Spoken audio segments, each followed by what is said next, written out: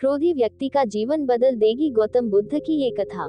एक दिन गौतम बुद्ध अपने शिष्यों के साथ एकदम शांत बैठे हुए थे। उन्हें इस प्रकार बैठे हुए देख शिष्य चिंतित हुए कि कहीं वह अस्वस्थ तो नहीं है। एक शिष्य ने उनसे पूछा कि आज वह मौन क्यों बैठे हैं, क्या शिष्यों से कोई गलती हो गई है।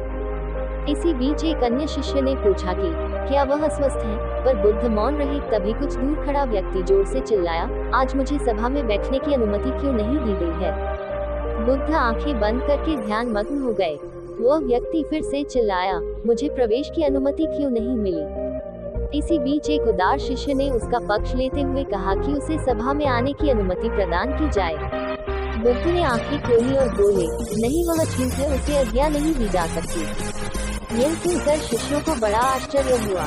बुद्ध उनके मन का भाव समझ गए और बोले, हाँ, वह अछूत है। इस पर कई शिष्य बोले, हमारे आश्रम में जात पात का कोई भेद ही नहीं, फिर वह छूट कैसे हो गया। तब बुद्ध ने समझाया, आज वह क्रोधित होकर आया है। क्रोध से जीवन की एकाग्रता भंग होती है। क्रोधी व्यक्ति प्रायः मानसिक हिंसा कर बैठता है, इसलिए जब तक वह क्रोध में रहता है तब तक अछूत होता है।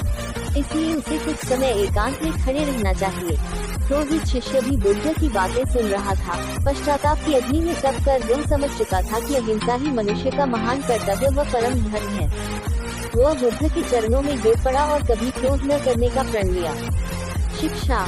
आशय यह है कि क्रोध के कारण व्यक्ति अनर्थ कर बैठता है और पश्चाताप उसे बाद में होता है, जिसका कोई लाभ नहीं मिलता। इसलिए हमें क्रोध नहीं करना चाहिए। असल मायने में क्रोधित व्यक्ति अछूत हो जाता है और उसे अकेला छोड़ देना चाहिए। क्रोध करने से तन, मन और धन तीनों की हानि होती है। क्रोध से ज्यादा हानिकारक कोई और वस्तु नहीं है।